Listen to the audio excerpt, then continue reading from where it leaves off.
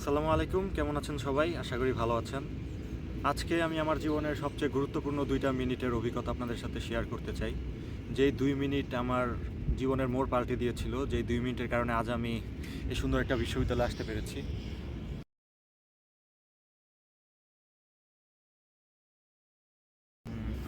এখন আমাদের spring break চলছে। সবাই যার মতো করে যার বাড়িতে চলে গেছে। ১০ দিনের স্প্রিং ব্রেক। ক্যাম্পাসটা অনেক নিরিবিলি ফাঁকা, তো ভাবলাম এটাই পারফেক্ট সময় আপনাদের সাথে সেটা শেয়ার করার। তো আমার সর্বপ্রথম ইন্টারভিউ ছিল আগস্টের ১১ তারিখে। ছাত্র আন্দোলনের কারণে আমার ইন্টারভিউটা ক্যান্সেল হয়ে গিয়েছিল। তো আল্লাহ যা করে ভালোর জন্যই করেন।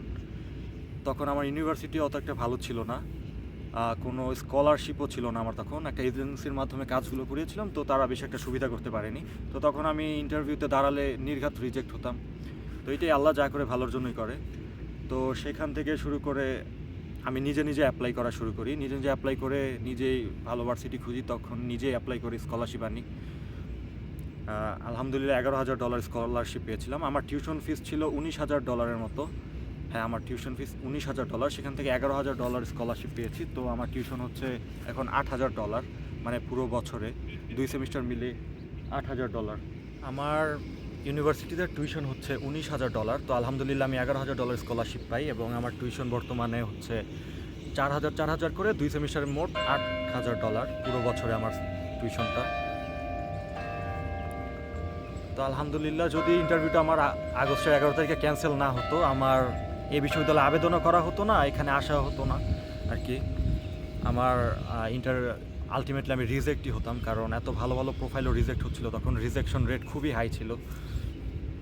তো ইউএসের মতো একটা দেশের ইন্টারভিউ ক্যান্সেল হলে কেমন লাগে, তো কিছুটা আঁচ করতে পারছেন। তো মন মেজাজ খুব একটা ভালো ছিল না।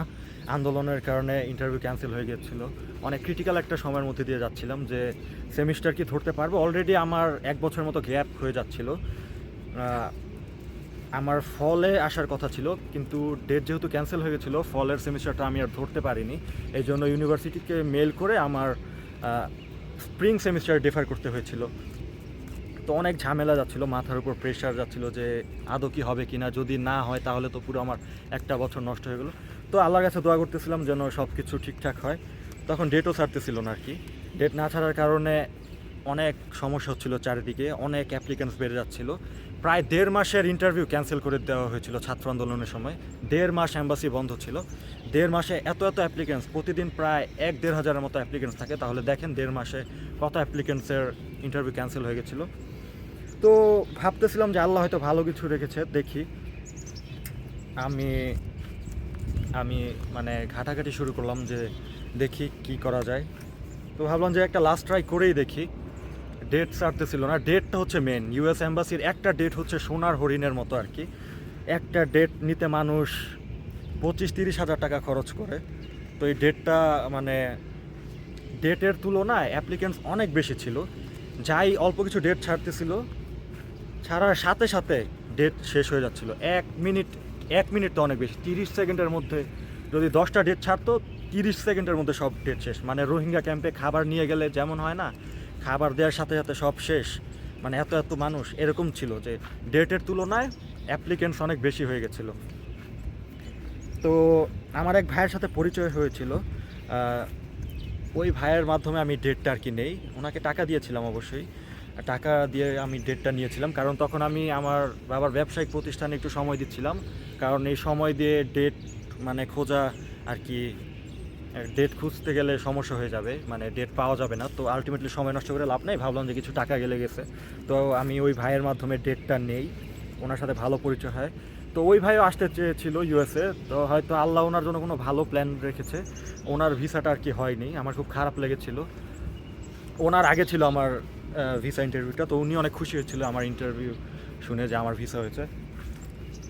তো আমি ডেটটা পাওয়ার পর আস্তে আস্তে প্রিপারেশন নেওয়া শুরু করি। আমি তখন আমাদের ব্যবসায়িক প্রতিষ্ঠানে বসতাম। তো প্রিপারেশন নেওয়া হচ্ছিল না ভালোভাবে, কারণ সময় নেই হাতে বেশি, আর সময় পাচ্ছিলাম না সারাদিন যেহেতু দোকানে থাকি। তো আমি ১ সপ্তাহ ছুটি নিই দোকান থেকে, যে আমি ১ সপ্তাহ একটু প্রিপারেশন নিতে চাই, ভালোভাবে প্রিপারেশন নিয়ে আর কি অ্যাম্বাসিটা ফেস করি। তো ১ সপ্তাহ আমি ছুটি নেই। তো এই ১ সপ্তাহের মধ্যে আমি একটু ভালোভাবে ঘাটাঘাটি করি, কীরকম প্রশ্ন করা হয়। কিন্তু আমি অলরেডি প্রিপেয়ার্ড ছিলাম যে আমার আগস্টের 11 তারিখে যেহেতু ইন্টারভিউ ছিল, এর আগের দিন আমার ইন্টারভিউটা ক্যান্সেল করে। তো আমি প্রায় প্রিপেয়ার্ড ছিলাম, ফুল প্রস্তুতি, একদিন আগে আর কি ক্যান্সেল হয়। তো ওই অভিজ্ঞতা কিছুটা ছিল, আর ওই এক সপ্তাহ আমি ভালোভাবে প্রস্তুতি নেওয়া শুরু করলাম। প্রস্তুতি নিতে নিতে আস্তে আস্তে দিন ঘনিয়ে আসা শুরু হলো।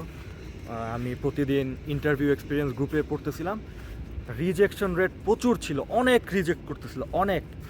কারণ যেই 1.5 মাসের অ্যাপ্লিকেন্টস যাদের ক্যান্সেল হয়েছিল তারা, আর এবার যারা যাবে তারা, দুইটা মিলে ভাবেন কত অ্যাপ্লিকেন্টস। তো এই 2 অ্যাপ্লিকেন্টস মিলে মানে অনেক অ্যাপ্লিকেন্টস হয়ে গেছিলো। তো প্রচুর রিজেক্ট করতেছিল প্রতিদিন। তো এত মানুষকে ভিসা দিয়ে পারবে না ওরা, ওদের একটা নির্দিষ্ট কোটার মতো থাকে যে এর বেশি হয়তো দেয় না। আর বাংলাদেশিদের এমনিও রেপুটেশন খুব একটা ভালো না, যে পড়াশোনা করতে এসে কাজ টাজ করে, এই জন্য বাংলাদেশিদেরকে অত বেশি ভিসাও দেয় না ভালো, ওইরকম ভালো প্রোফাইল না হলে। তো প্রচুর রিজেক্ট হচ্ছিল, মনে মনে ভয় হচ্ছিল, দোয়া করতেছিলাম যে আল্লাহ যেন ভালো কিছু রাখে। তো দেখতে দেখতে আমার দিন ঘনিয়ে আসলো 9 ডিসেম্বর। 9 ডিসেম্বর তো আমি আমার মেজো ভাইয়ের সাথে আর কি ইউএস অ্যাম্বাসিতে যাই। ইউএস অ্যাম্বাসিতে যাই, পরে বাইরে দাঁড়িয়েছিলাম প্রায় 1 ঘন্টার মতো। আস্তে আস্তে দেখি মানে 15 মিনিট আগে ঢুকতে দেয় অ্যাম্বাসির ভিতরে, গিয়ে দেখি অনেক অ্যাপ্লিকেন্টস বাইরে দাঁড়িয়ে আছে। আমারটা ছিল 12টা 15-তে ইন্টারভিউ টাইম ছিল আমার, আর আমার ইন্টারভিউ হচ্ছে 3:30 বাজে। তাহলে ভাবেন যে কী পরিমাণ আবেদনকারী ছিল ভিতরে। তো ভিতরে অপেক্ষা করছিলাম আর কি, দেখতেছিলাম পরিস্থিতি। হার্টবিট খুব বেড়ে গিয়েছিল, প্রচুর রিজেক্ট করতেছিল। একটু পরপরই শুধু দেখি মানুষ মন খারাপ করে বের হচ্ছে, মানে রিজেক্ট বুঝে যাচ্ছে। আর প্রায় অনেক সময় পর একজন করে বের হয়, যে মানে যাদেরটা অ্যাপ্রুভ হয়েছে, খুব রেয়ার। অনেকক্ষণ পর একজন করে বের হয় যাদেরটা অ্যাকসেপ্ট হয়েছে। তো বুঝতে পারছিলাম যে আজকে পরিস্থিতিটা খুব কঠিন, দেখি কি হয়। তো আস্তে আস্তে সিরিয়াল ধরে ধরে ওয়েটিং রুমে ঢুকলাম, যে রুমে ইন্টারভিউ নেওয়া হয়। আমি ঢুকেই দেখি মানে একটা কাউন্টার ইন্টারভিউ হচ্ছিল। আমি ঢুকেই দেখি একজনের ভিসা রিজেক্ট করে দিচ্ছে, যে sorry you are not qualified for this time. তো ঢুকে এই অবস্থা দেখলে কেমন লাগে ভিতরে। তো বসলাম, আল্লাহ করতেছি, দেখি সব রিজেক্ট। আমার সামনে প্রায় 60-70 জন ছিল, 60-70 জন। এর মধ্যে মনে হয় 4-5 জন ভিসা পেয়েছে আমার দেখা। 60-70 জনের মধ্যে 4-5 জন শুধু ভিসা পেয়েছে, আর ছেলের মধ্যে আমি একজন, বাকিগুলো মেয়ে ছিল, ছেলের মধ্যে আমি একজন। তো রিজেক্ট করতেছে। আমার পরে মাত্র 3 জন ছিল, মানে ওই দিনের শেষ ইন্টারভিউ ছিল আমাদেরগুলো, আমার পরে 3 জন ছিল। তো ওয়েটিং রুমে বসেছিলাম, প্রায় অনেকক্ষণ পর আমার ডাক আসে। আস্তে আস্তে এগোতে থাকি, দেখতেছিলাম কিভাবে ইন্টারভিউ নেয়। রিজেক্ট করছিল, সরি, এক লাইন শুনে খালি রিজেক্ট, এক লাইন শুনে রিজেক্ট। আমি কারণটা বুঝতে পেরেছিলাম, ওরা মুখস্থ অ্যান্সার দিচ্ছিল, আর অ্যান্সারগুলো চ্যাট জিপিটি দিয়ে বানিয়ে নিয়ে গেছিলো। তো ভিসা অফিসাররা তো খুবই চালাক, ওরা তো খুবই ট্রেন্ড, ওরা বুঝতে পারে কোনগুলো মেমোরাইজ অ্যান্সার আর কোনগুলো ভেতর থেকে দিচ্ছে। তো এগুলো দেখে আমি মোটামুটি একটা আইডিয়া করে ফেলেছি, না আমি যে অ্যান্সার বানিয়ে নিয়ে আসছি বাসা থেকে, ওই অ্যান্সার দিলে আজকে কাজ হবে না। তো আমি ইনস্ট্যান্টলি আমার অ্যান্সারগুলো মডিফাই করে ফেলি, যে না এভাবে দিলে হবে না, এভাবে দিতে হবে অ্যান্সারগুলো। তো আমি অ্যান্সারগুলো জেনারেট করে ফেলি আমার মনের মধ্যে, যে আর ভিসা অফিসার বেশি কথা শুনতেও চাচ্ছিল না। অন্য দিন 4-5টা কাউন্টারে ইন্টারভিউ হয়, ওই দিন মাত্র একটা কাউন্টারে ইন্টারভিউ হচ্ছিল, একটা ইয়াং মেয়ে ইন্টারভিউ নিচ্ছিল। তো অনেক সিরিয়াল, যেহেতু একটা মেয়ে সারাদিন ধরে ইন্টারভিউ নিলে ওর মনের অবস্থা কেমন থাকে। তো যে সামনে আসছে তাকে রিজেক্ট করতেছে, sorry not qualified for this time. একটা ছেলে মানে টেক্সাসের কোন বিশ্ববিদ্যালয়ে ফুল 100% স্কলারশিপ, এবং ওকে বিশ্ববিদ্যালয় থেকে স্টিপেন্ড দিবে, মানে ওকে বিশ্ববিদ্যালয় থেকে খরচ দিবে পড়াশোনার জন্য। এই ছেলেকে রিজেক্ট করে দিছে। তো এটা দেখার পর আমি হাসতেছি, আমার চারপাশে যারা ছিল সবাই হাসতেছে। তো ভাবলাম যে আজকে আর কপালে কিছু নেই। তবে মনের মধ্যে একটা সাহস ছিল যে বাবা মা দোয়া আছে সাথে, দেখি কি হয়, একটা লাস্ট ট্রাই করে দেখি। তো আমি ভেবেছিলাম যে আজকে হয়তো আমার ভিসাটা আর হবে না, মানে ওই ভিতরে ভয়টা আর কি ভেঙে গেছে, যে ভিসা যেহেতু হবে না, আর ভয় পেয়ে কী লাভ, ভয় পেয়ে তো কোনো লাভ নাই, ভিসা হবে না। এত ভালো প্রোফাইল, আমার চেয়ে এত ভালো প্রোফাইলগুলো রিজেক্ট হচ্ছে, তো কি হবে আর। তো আস্তে আস্তে হাসতে যেতে থাকলাম, আগাতে থাকলাম। আমার সামনের জন যে ছিল ওকেও রিজেক্ট। তো এবার আসলো আমার পালা, দেখতে আমার সময় এসে গেল। তো আমার চেয়ে এত ভালো প্রোফাইল রিজেক্ট হয়েছে, তো আমি ভিসা পাওয়ার আশাটা করিনি ভিতরে। তো এই কারণে আমার ভয়টা ভেঙে গেছিলো, যে আজকে তো ভিসা হবে না আমার, তো এত আশা করে লাভ নেই, যা অ্যান্সার করে দিয়ে চলে যাই। তো তো আমার সামনের জনকে রিজেক্ট করে দিল, প্রচুর রিজেক্ট করেছে। তো এগুলো দেখতে দেখতে ভিতরে ভয়টা ভেঙে গেছে, আমার সামনের জন্য রিজেক্ট। তো আল্লাহর নাম নিয়ে গেলাম। মানে অনেক ইন্টারভিউ নয় তো ওরা, মানে এত হাসি মুখে কথা বলার ওদের সময় থাকে না। সর্বোচ্চ 30 সেকেন্ড, সর্বোচ্চ 30 সেকেন্ডের মধ্যে ওরা জাজ করে ফেলবে যে আপনাকে ভিসা দিবে নাকি দিবে না। খুবই মানে কঠিন একটা পরিস্থিতি। 30 সেকেন্ডের মধ্যে যদি আপনার উত্তর ওদের ভালো লাগে তাহলে ওকে, নয়তো আসসালামু আলাইকুম। তো আমি গেলাম, বললো যে আমি আর কি বাংলাই বলি, কী বললো আমাকে, সব ইংলিশে কনভারসেশন হয়েছিল। তো আমি যাওয়ার সাথে সাথে কোনো হাই হ্যালো নাই, বলে যে তোমার পাসপোর্ট আর I-20 দাও। I-20 হচ্ছে যে বিশ্ববিদ্যালয়ের যে খরচের লিস্টটা, বিশ্ববিদ্যালয়ের প্রুফ, আমি যাচ্ছি তো সেটা তো দিলাম। তো আমি দেওয়ার পর বললাম যে গুড আফটারনুন। তখন 3-3:30 মতো বাজে। আমি বললাম গুড আফটারনুন। পরে বলছে ওকে গুড আফটারনুন। পরে আমাকে যে কোশ্চেনগুলো করা হয়েছিল, তো এটার আমি একটা ছোটো লিস্ট করে নিয়ে আসছি, হয়তো ভুলে যাবো। অনেকগুলো কোশ্চেন করা হয়েছিল আমাকে। সারাদিন ইন্টারভিউ নিতে নিতে ওদের এত হাসি মুখে কথা বলার টাইম থাকে না, খুব রুড না, মানে খুব বিরক্ত মাইন্ডে থাকে ওরা। তো আমি যাওয়ার সাথে সাথে কোনো হাই হ্যালো নাই, বলে যে তোমার পাসপোর্ট I-20 দাও। তো আমি দেওয়ার পর বললাম যে গুড আফটারনুন অফিসার। একটা ইয়াং মেয়ে ছিল, আমেরিকান। তো আমি বাংলায় বলেই যা যা বলেছিল। পরে আমাকে জিজ্ঞেস করলো এই বিশ্ববিদ্যালয় সম্পর্কে কিভাবে জানলা। তো আমি দেখেছিলাম এই প্রশ্নটা একজনকে করেছিল, ও বলেছে যে আমি একটা ওয়েবসাইটের মাধ্যমে আমার বিশ্ববিদ্যালয় সম্পর্কে জেনেছি। তো ইনস্ট্যান্টলি তাকে জিজ্ঞেস করে যে কোন ওয়েবসাইট, ও আর এটা বলতে পারি না, ওকে রিজেক্ট করে দিছে। তো আমি ভাবলাম যে যা সত্যি তাই বলতে হবে আজকে, জেনুইনলি বলেই আগাই। তো আমি বললাম যে একটা ইউটিউবার আছে, ওনার ইউটিউব চ্যানেলের মাধ্যমে আমি এটা সম্পর্কে, এই ভার্সিটি সম্পর্কে জেনেছি। তো আমি নামসহ বলে দিয়েছি যে এই ইউটিউবার। পরে উনি বললো যে এই ইউটিউবার কি তোমাকে এই বিশ্ববিদ্যালয়ে ভর্তি হওয়ার জন্য সাজেশন দিয়েছে, উনি কি তোমাকে সাজেস্ট করেছে? আমি বললাম যে না না, উনি সাজেশন দেয়নি। আমি ওইখান থেকে বিশ্ববিদ্যালয় সম্পর্কে জানার পর গুগল একটু ঘাটাঘাটি করি, পরে দেখলাম যে ওদের গ্র্যাজুয়েশন রেট এবং অ্যাকসেপ্টেন্স রেটটা অনেক ভালো, এই কারণে আমি অ্যাপ্লাই করি। পরে বললো যে, পরে আমাকে কী কোশ্চেন করলো ভুলে যাই তো এত কোশ্চেন। পরে বললো যে তুমি এই বিশ্ববিদ্যালয়টা কেন সিলেক্ট করেছো, কারণগুলো বলো। তো আমি বললাম যে আমার তো অনেকগুলো কারণ আছে, আমাকে কি বলতে দিবেন কি না সবগুলো পয়েন্ট। তো এই প্রশ্নটা করার কারণ হচ্ছে যে আমি দেখছিলাম উনি কাউকেই উত্তর শেষ করতে দিচ্ছে না, সর্বোচ্চ এক লাইন বলার সাথে সাথে মানে আরেক কোশ্চেনে চলে যাচ্ছে। তো ওনাকে আমি জিজ্ঞেস করলাম যে আমাকে কি উত্তরটা শেষ করতে দিবেন কি না। পরে উনি আমাকে বললো যে সবচেয়ে ইম্পর্টেন্ট রিজনগুলো বলো, না রিজনগুলো না, সবচেয়ে ইম্পর্টেন্ট রিজনটা বলো। পরে বললাম যে আমি সাইবার সিকিউরিটি নিয়ে খুব প্যাশনেট, ওদের বিশ্ববিদ্যালয়ের মেজরে সাইবার সিকিউরিটিকে অনেক এমফেসাইজ করা হয়েছে, এই কোর্স আছে। এটা বলার সাথে সাথে মাঝখান থেকে আমাকে বলে কেন সাইবার সিকিউরিটি নিয়ে তুমি প্যাশনেট। মানে আমাকে একটা কোশ্চেনের অ্যান্সারও ঠিকভাবে শেষ করতে দেয় না, মাঝখান থেকে আরেক কোশ্চেনে চলে গেছে। খুব চেষ্টা করেছে আমাকে নার্ভাস করার, রিজেক্ট করার, আলহামদুলিল্লাহ পারে নাই। পরে বললো যে কেন সাইবার সিকিউরিটি নিয়ে প্যাশনেট। পরে বললাম যে বাংলাদেশ এই সেক্টরে খুব চ্যালেঞ্জ ফেস করতেছে। আবার অর্ধেক উত্তর দেওয়ার সাথে সাথে বলে যে কী ধরনের চ্যালেঞ্জ। পরে বললাম যে 2016 সালে বাংলাদেশ ব্যাংক থেকে north Korean hacker team $81 million hack করে নিয়ে গেছে। তো বাংলাদেশ গভর্নমেন্টের এই সেক্টরে অনেক ল্যাকিং আছে, অনেক উন্নতি করার আছে। তো আমি আশা করি এই সেক্টরে আমি পড়াশোনা করে বাংলাদেশকে খুব ভালো কিছু দিতে পারবো এবং এই সেক্টরে অনেক চাহিদা থাকবে ভবিষ্যতে।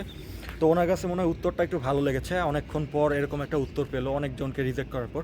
তো উনি একটু নড়াচড়া করে আমার দিক তাকালো, পরে পরবর্তী কোশ্চেনগুলো করা শুরু করলো। তো আমাকে পরবর্তী কোশ্চেনটা করে এই বিশ্ববিদ্যালয়ে সাইবার সিকিউরিটি নিয়ে কী এমন স্পেশাল আছে যে এইটাই সিলেক্ট করলো, আরও বিশ্ববিদ্যালয়ে তো সাইবার সিকিউরিটি পড়ায়। তো আমি বললাম যে ওদের দুইটা ক্লাব আছে, গুগল ডেভেলপার স্টুডেন্ট ক্লাব এবং ACM। এই দুইটা ক্লাবে প্রতি সপ্তাহে উইকলি ইভেন্ট অর্গানাইজ করা হয়, সাইবার সিকিউরিটি ইত্যাদি এসব নিয়ে কথাবার্তা বলা হয়, ট্রেনিং দেওয়া হয়। তো আমি আমার থিওরিটিক্যাল নলেজের সাথে প্র্যাকটিক্যাল স্কিলটাও বাড়াতে পারবো প্রতি সপ্তাহে। এই কারণে আমি ভাবলাম যে এই বিশ্ববিদ্যালয়টা সাইবার সিকিউরিটি নিয়ে অনেক স্পেশাল, এই জন্য আমি অ্যাপ্লাই করি। পরে আমাকে জিজ্ঞেস করা হয় যে তুমি এই স্কলারশিপটা কীভাবে পেলা। আমি বললাম যে আমার SSC HSC GPA দুইটাই ভালো ছিল এবং আমার IELTS ব্যান্ড 7 ছিল, এই কারণে আমি এই স্কলারশিপটা পাই। পরে বললো যে কয়টা বিশ্ববিদ্যালয়ে তুমি অ্যাপ্লাই করেছো। পরে বললাম যে টোটাল 4টাই করেছি এবং 4টায় আমি অ্যাকসেপ্টেন্স পাই। বললো যে কী কী বিশ্ববিদ্যালয়ের নাম বলো। পরে আমি নামগুলো বলে দিলাম। পরে বললো যে তোমার বাবা কী করে। আমি বললাম যে বাবা কেমিক্যালের ব্যবসা করে, এই এমন এমন ডিসক্রাইব করলাম। পরে আমার ভাই বোন সম্পর্কে জানতে চাইলো, ভাই বোনের সম্পর্কে বললাম। পরে আমাকে জিজ্ঞেস করলো যে তোমার ইউএসএতে কোনো রিলেটিভস আছে কি না। আমি বললাম যে আনফর্চুনেটলি নো, আমার কোনো রিলেটিভ নাই ইউএসএতে। পরে আমাকে জিজ্ঞেস করলো যে তোমার গ্র্যাজুয়েশনের পর প্ল্যান কি, তুমি গ্র্যাজুয়েশনের পর কী করতে চাও। এইটা হচ্ছে খুব ট্রিকি কোশ্চেন। এখানে যদি কেউ বলে যে আমি মানে ওরা দেখতে চায় যে আপনি পড়াশোনা শেষ করে সুন্দরভাবে দেশে ফেরত এসে পড়বেন। যদি কোনোভাবে বুঝতে পারে যে আপনি এখানে থেকে যাবেন, তাহলে আর আপনাকে ভিসাটা রিজেক্ট করে দিবে। তো ওই বুঝেই সবাই অ্যান্সারগুলো বানায়, ওই বুঝেই সবাই অ্যান্সারগুলো দেয় যে বোঝাতে হবে সে পড়াশোনা শেষ করে সুন্দরভাবে দেশে চলে আসবে। তো আমি বললাম যে আমি পড়াশোনা শেষ করে আমার ফ্যামিলির কাছে ফিরতে চাই, ফ্যামিলির সাথে সারা জীবন কাটাতে চাই, এবং আমি যে নলেজগুলো গেইন করি সাইবার সিকিউরিটির উপর, সেই নলেজগুলো বাংলাদেশের আইটি সেক্টরে প্রয়োগ করতে চাই এবং মানুষকে ভালো কিছু দিতে চাই। এই উত্তরটা দেওয়ার পর দেখি উনি সেই স্বপ্নের, কোটি কোটি তরুণের স্বপ্নের সেই নীল লিফলেটটা ওনার সামনে আনলো। এই লিফলেটটা দেখে আমার মানে শরীর কাঁপাকাঁপি শুরু হয়ে গেছে, আমি কাঁপাকাঁপি শুরু করতেছি। আমি ভাবলাম যে উনি কি আমাকে ভিসা দিবে নাকি, আমার চেয়ে তো ভালো ভালো প্রোফাইল রিজেক্ট করে দিল, আমাকে কেন ভিসা দিবে, আমার মতো টুটুলের কি আছে। তো সত্যি আমার প্রোফাইল এতটা ভালো ছিল না, আমার চেয়ে অনেক ভালো ভালো প্রোফাইল, ফুল স্কলারশিপ, এই ভালো ভালো বিশ্ববিদ্যালয়ে যাবে, ওদেরকে রিজেক্ট করে দিচ্ছে, তো আমার কি এমন আছে। তো এটা দেখে আমি কাঁপাকাঁপি শুরু করে দিলাম, মানে কাঁপতেছি আর হাসতেছি। তো উনি আমাকে বললো যে কংগ্রাচুলেশন, আমি তোমাকে ভিসাটা দিচ্ছি, তবে আমাকে তোমার প্রমিস করতে হবে তুমি এই ভিসাটা নিয়ে ইউএসএ গিয়ে খুব হার্ড ওয়ার্ক করবে এবং খুব ভালোভাবে পড়াশোনা করবে। এই কথাটা উনি আর কাউকে বলেনি, আমাকে বলছে একমাত্র। অবশ্য ভিসাই পাইছে 5-6 জন মাত্র। তো আমাকে বলছে যে তুমি খুব ভালোভাবে হার্ড ওয়ার্ক করবা, মানে পড়াশোনা করবা ভালোভাবে, তাহলে তোমাকে এই ভিসাটা আমি দিব। তো আমি বললাম যে অবশ্যই অবশ্যই। এটা বলে আমি ভিসাটা নিয়ে এক দৌড় পাগলের মতো। তো ইউএস অ্যাম্বাসির ভিতরে অনেক অলিগলি, তো আমার মানে মাথা কাজ করতেছিল না কোন দিক দিয়ে বের হবো, আমি দরজা খুঁজে পাচ্ছিলাম না, আমি পাগলের মতো দৌড়াচ্ছি। বাইরে আমার মেজো ভাই শামীম ওয়েট করতেছিল। তো মানে সবাই রিজেক্ট হয়ে বের হচ্ছিল, যে সিকিউরিটি গার্ডরা ছিল ওরাও দেখে অবাক, ওরাও তাকায় রয়েছে আমার দিক চেয়ে, আরে ও ভিসা পেয়ে গেল। মানে রিজেকশন রেট অনেক, সবাই হা করে তাকায় আছে। আমি বাইরে বের হলাম, বের হওয়ার পর আমি রাস্তা খুঁজতেছি যে কীভাবে বের হব। দেখি বাইরে আমার ভাই দাঁড়ায় আছে, তো ও ভেবেছিল যে আমার ভিসা নাকি রিজেক্ট হবে, ও মানে ভেবেছিল, কারণ সবাই যেহেতু রিজেক্ট হয়ে বেরোচ্ছিল, ও ভেবেছিল আমার ভিসা রিজেক্ট হবে। তো আমি দূর থেকে ওকে নীল লিফলেটটা এইভাবে মানে দেখাই, ও এটা দেখে মানে দৌড়ে গেটের সামনে চলে আসে, এসে দুজনকে জড়ায় ধরলাম। মানে অন্যরকম অনুভূতি, মাথা কাজ করতেছিল না। রাস্তায় যত মানুষ ছিল সবাই তাকিয়েছিল হা করে, সবাই এসে বলতেছে কোন ভার্সিটি কংগ্রাচুলেশন। মানে অনেকক্ষণ ধরে তো রিজেক্ট হয়ে মানুষ বের হচ্ছে। এই লাস্ট মানে আমি অনেকক্ষণ পর একজন ভিসা নিয়ে বের হলাম। আমার পরে মাত্র 2 জন ছিল, ওদের কি হয়েছিল আমি জানি না। আর আমি ভিসা পেয়ে সাথে সাথে চলে আসি। ভিসা পাওয়ার পর সর্বপ্রথম কলটা দিয়েছিলাম আমার মাকে। আমার মা অসম্ভব রকমের খুশি হয়েছিল। উনি তখনও জায়নামাজে বসেছিল 3:30 পর্যন্ত, আমার জন্য দোয়া করতেছিল। পরের কলটা আমি দিই আমার বাবাকে। তো আমার অনেক আনন্দের মুহূর্ত ছিল, কারণ অনেক ধৈর্য, অনেক আত্মত্যাগ, অনেক কষ্টের মধ্যে দিয়ে সে এই সোনালি লিফলেটটা আর কি পেলাম আমি, মানে স্বপ্নের লিফলেটটা। তো সবাই খুশি ছিল, এক এক করে সবাইকে ফোন দিতে থাকলাম যে আমার ভিসা হয়েছে, সবাই খুশি ছিল। তো বাসায় চলে আসলাম। একদিক দিয়ে খুশি ছিলাম, আরেক দিক দিয়ে মনে মনে ভাবতেছিলাম যে ভিসাটা তো হয়ে গেল, তো এবার তো সময় এসে গেছে সবাইকে ছেড়ে চলে যাওয়ার। তো আসলে আমার এই আমেরিকা আসার অভিজ্ঞতাটা নিয়ে যদি আমি বলা শুরু করি, তাহলে সারা দিন চলে যাবে, একটা বই লেখা যাবে। আমি খুবই সংক্ষেপে বলার চেষ্টা করেছি, তাও অনেক বড় হয়ে গেছে ভিডিওটা। তো খুব সংক্ষেপে বলার চেষ্টা করেছি। আসলে মানে যতটা সহজ দেখা যায় বাইরে থেকে, অতটা সহজ ছিল না এই পথ চলাটা। অনেক কষ্ট, অনেক পরিশ্রমের পর গিয়ে আজকে আলহামদুলিল্লাহ এখানে আল্লাহ নিয়ে এসেছে, এখানে আসতে পেরেছি। তো দোয়া করি আল্লাহ সবার মনের আশা পূরণ করুক। তো কথা বলতে বলতে ইফতারের টাইম হয়ে গেছে অলরেডি, তো এখন বাড়ি ফিরতে হবে, ইফতার করব। তো সবাই ভালো থাকবেন, সুস্থ থাকবেন, আমার জন্য দোয়া করবেন, আল্লাহ যেন আপনার স্বপ্ন পূরণ করার তৌফিক দান করে। তো এই বলে আমার সংক্ষিপ্ত না, অনেক বড় হয়ে গেছে। তো এই বলে আমি আমার ভিডিও শেষ করছি। আসসালামু আলাইকুম।